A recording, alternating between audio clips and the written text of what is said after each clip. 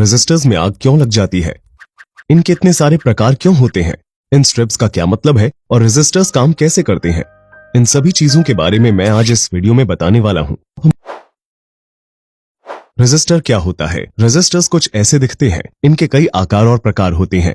इन्हें इस सिंबल से दर्शाया जाता है, जिसे आप यहाँ इन इंजीनियरिंग ड्राइंग्स में देख सकते हैं। अगर हम इस एलईडी को लें और इसे 9 वोल्ट की बैटरी से जोड़ें, तो यह तुरंत खराब हो जाएगी।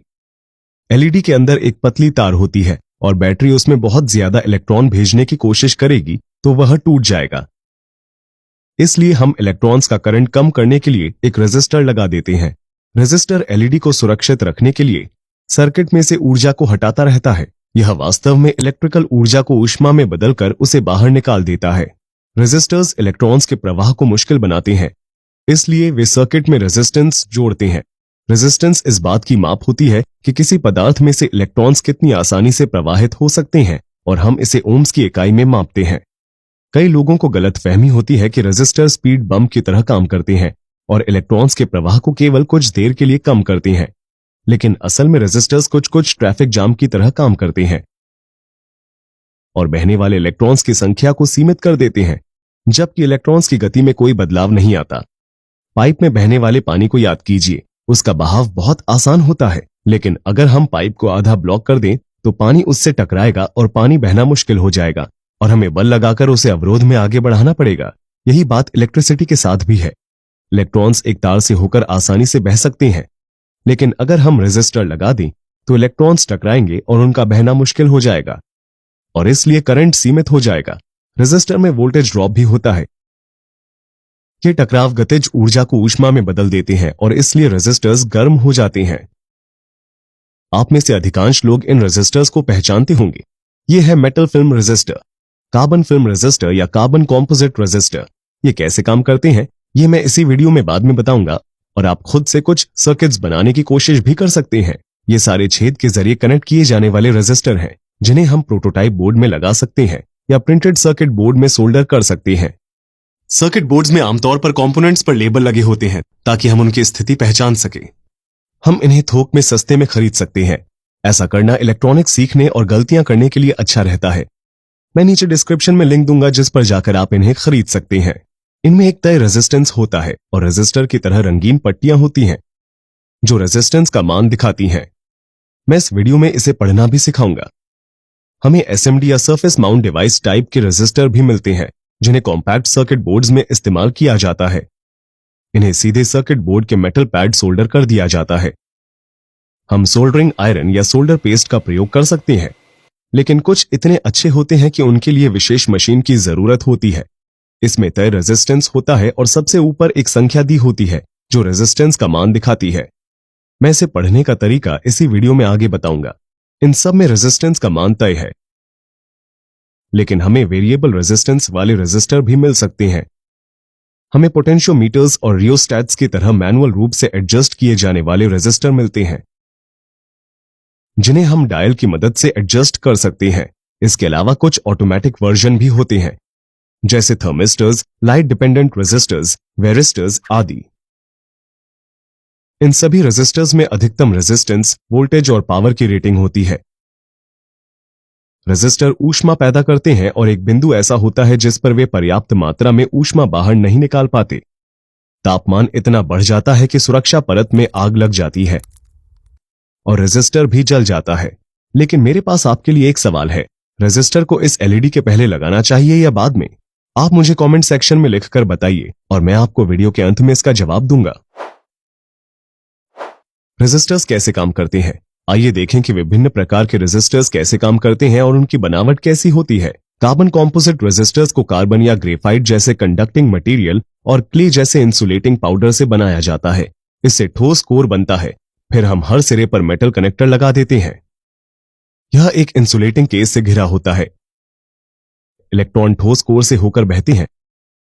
यदि हम किसी रेजिस्टर के अंदर देखें तो हम बीच में एक ठोस कोर, सिरों पर कनेक्टर और इंसुलेटिंग केस देख सकते हैं। आमतौर पर अब इनका प्रयोग नहीं होता है, क्योंकि नए जमाने के रेजिस्टर्स बेहतर काम करते हैं, स्थिर होते हैं और ज्यादा समय तक चलते हैं। कार्बन फिल्म रेजिस्टर्स बहुत आम है और बनाने में सस्ते पड़ते हैं। उनमें एक सिरेमिक कोर होता है जिस पर कार्बन की पतली कोटिंग की जाती है।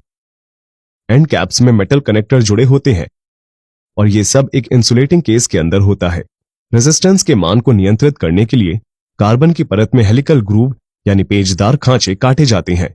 इससे इलेक्ट्रॉन्स के लिए संकरा पाथ बन जाता है और हेलिकल कट की पिच बदलने में हम पाथ की लंबाई बढ़ा सकते हैं और चौड़ाई घटा सकते हैं। इस तरह रेजिस्टेंस बढ़ जाता है। इन उदाहरणों में हम साफ देख सकते हैं कि 1 ओम रेजिस्टर के खांचे छोटे और पाथ चौड़ा है। 1 किलो ओम में लगभग 3 घुमाव है और पाथ पतला है और 1 मेगा ओम रेजिस्टर में लगभग 5 घुमाव है और पाथ बहुत पतला है। इसलिए रेजिस्टेंस बहुत ज्यादा है। यह कई आकारों में उपलब्ध है। रेजिस्टर जितना बड़ा होगा उतनी ही अधिक ऊष्मा क्षय होगी क्योंकि सतह का क्षेत्रफल अधिक है। तो जितना बड़ा रेजिस्टर उतनी अधिक पावर रेटिंग। इन रेजिस्टर्स पर आमतौर पर 4 पट्टियां दिखती हैं जो रेजिस्टेंस का मान दिखाती हैं। पैकेजिंग पर रेजिस्टेंस लिखा होता है या इसे तुरंत मल्टीमीटर से मापा जा सकता है। हालांकि कभी कभी हमें इस चार्ट में मान ढूंढना पड़ता है। हमारे पास 2 अंक, एक मल्टीप्लायर और एक टॉलरेंस बैंड है। टॉलरेंस बैंड बाकी पट्टियों से अलग है। हम पहली पट्टी से शुरू करेंगे जो कि भूरी है, तो यह 1 है। दूसरी पट्टी काली है जो 0 है। तीसरी पट्टी मल्टीप्लायर है जो भूरी है, तो यह 10 है। इसका मतलब 1 और 0 हुआ 10 और इसमें 10 का गुणा करने पर हमें 100 ओम्स प्राप्त होगा। आखिरी पट्टी टॉलरेंस है। यह सुनहरी है जिसका मतलब प्लस या माइनस 5% है। यह निम्नतम 95 ओम्स और अधिकतम 105 ओम्स हो सकता है। मल्टीमीटर से मापने पर रीडिंग 98.2 ओम्स आती है। क्या आप इसका रेजिस्टेंस निकाल सकते हैं? मुझे कमेंट सेक्शन में बताएं और मैं वीडियो के अंत में इसका उत्तर दूंगा। मेटल फिल्म रेजिस्टर्स बहुत आम है। उनमें एक सेरेमिक कोर होता है जिस पर मेटल की पतली कोटिंग की जाती है। एंड कैप से मेटल कनेक्टर जुड़े होते हैं और यह सब एक सुरक्षा कोटिंग से ढका होता है। रेजिस्टेंस बढ़ाने के लिए मेटल की परत में घुमावदार यानी हेलिकल खांचे काटे जाते हैं। इससे पाथ की लंबाई बढ़ जाती है, मोटाई कम हो जाती है, जिससे इलेक्ट्रॉनों का टकराए बिना बह पाना कठिन हो जाता है। इसलिए रेजिस्टेंस बढ़ जाता है।